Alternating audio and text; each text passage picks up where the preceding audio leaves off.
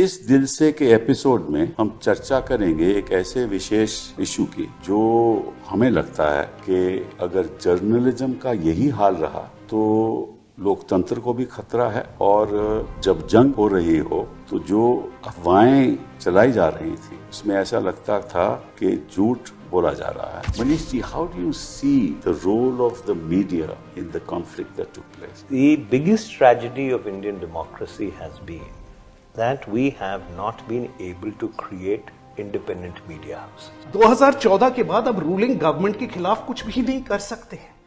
वो एक जो चेंज आया है कि आप वो बोल ही नहीं सकते हैं। It is due to a hollow structure already hollowed out, जिसको मोदी ने समझा है। उसमें दो चीजें आई हैं, एक सेंट्रलाइज्ड कमांड है जिसमें लोगों में डर पैदा किया गया है। चाहे सरकार एनडीए बीजेपी की रही हो, चाहे उसके 10 साल सरकार हमारी रही हो, रिलेशनशिप ब्रॉडली गवर्नमेंट और मीडिया का एडवर्सेरियल रहा, कंस्ट्रक्टिवली एडवर्सेरियल। 2014 के बाद नहीं। 2014 के बाद ऐसा क्या हुआ कि ये लोग बिल्कुल ही लेट गए?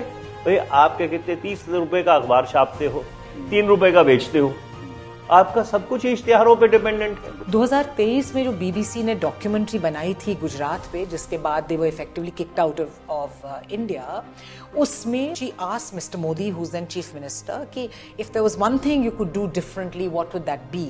ही didn't say that I could have saved Ehsan Jafri, I could have prevented Bilkis Bano, और the one thing I regret is कि भाई फैब्रिक हमारे राज्य का टूट गया। He said the one thing I regret is I could not manage the media. पहली बार आजाद हिंदुस्तान में प्रधानमंत्री ने 11 साल में एक प्रेस कॉन्फ्रेंस भी नहीं की है। मोदी जी ने उस समय कहा था, माय ओनली रिग्रेट इज कि मैं मीडिया को मैनेज नहीं कर पाया। बट अब भी वो मीडिया को मैनेज नहीं कर रहे अकॉर्डिंग टू मी। उन्होंने सब कुछ, बाकी सारा कुछ मैनेज कर लिया और मीडिया को मैनेज करने की जरूरत ही नहीं। जब आपने इलेक्शन कमीशन को मैनेज कर लिया, सारी संस्थाओं को मैनेज कर लिया, हर चीज में आप ईडी आपके साथ है उसको मैनेज कर लिया, सीबीआई को मैनेज कर लिया, सब तो हमने मैनेज कर लिया। तो जो मीडिया वो कहेगा यार सब तो मैनेज हो गया, मैं भी मैनेज खुद ही खुद हो जाता हूँ।